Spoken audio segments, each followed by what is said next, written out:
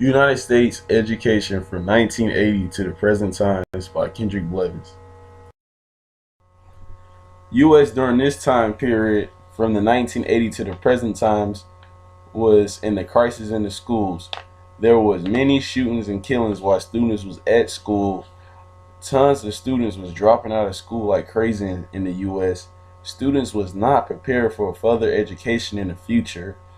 Low test scores was below average. Standards was below average. Schools was overcrowded, and they also had the insufficiency funds for supplies and textbooks.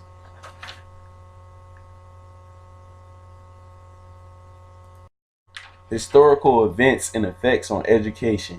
Expanding public schools make education better by opening the door for charter schools, private schools, religion schools, and homeschooling. Also, it improved the test scores of the standard test. Uh, Immigrants was fighting for equal quality of education as well. And by opening the door for different schools, it equals better results, which makes more students graduate from high school. The laws that was passed to improve education was the IDEA, and it was passed in 1990. The purpose of it was to improve education for special needs students.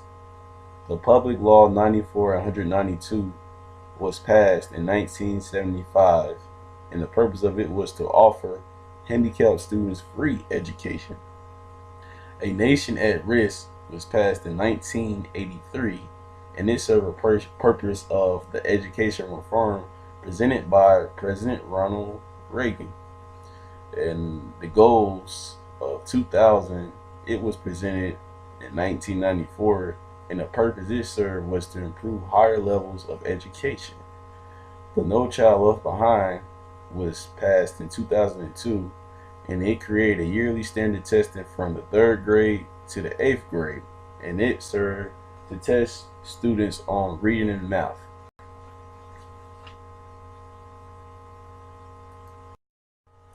Schools during this times, schools differ in different parts of the country.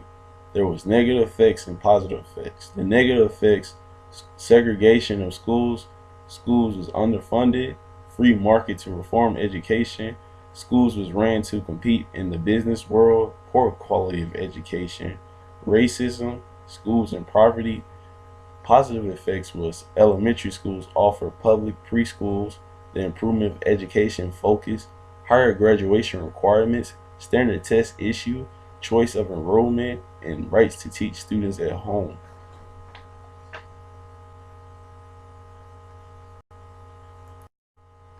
The people who went to school is students in traditional classrooms, students in inclusive classrooms, students with special needs. What was taught? All the schools, as far as public, charter, religion, and private schools, was teaching the curriculums of English, math, science, social studies, and computer science. And when students approached the secondary schools, their requirements was 4 years of English, 3 years of mathematics, 3 years of science, 3 years of social studies, and 1/2 of a year of computer science. Public schools focus on students completing all grade levels of school, especially increasing test scores on math, reading, science, and social studies and writing. Why did students learn the content? Well, students was in a much better environment as far as better schools. They had a stronger curriculum, new materials. Students was actually able to study and comprehend. They was taking advanced notes. They was using critical thinking and taking tests regularly to test their skills. How was the content taught?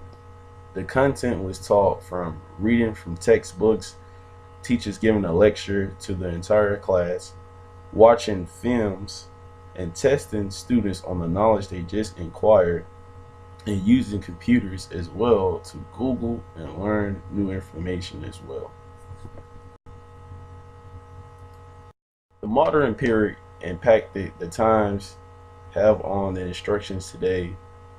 The use of advanced technology, the brand new silent films, the 16 mm film cartridge on a projector, digital video disc, television programming, video cassette tapes, microcomputers. The time period back then has impacted today's instruction by creating the solid foundation of the core academics of subjects. Also, it helped establish a schedule for teachers to teach each subject at a given time, such as in the morning and afternoon. The percentages of students who attend schools have increased tremendously. The number of students graduating from schools have increased immensely. Influential educators. President George W. Bush. In 2002, the No Child Left Behind law was passed by him. President Ronald Reagan in 1983, he did the Educational Reform Act. President George H.W. Bush in 1989, he strengthened the curriculum of education. President Bill Clinton in 1994 passed the goals of 2000.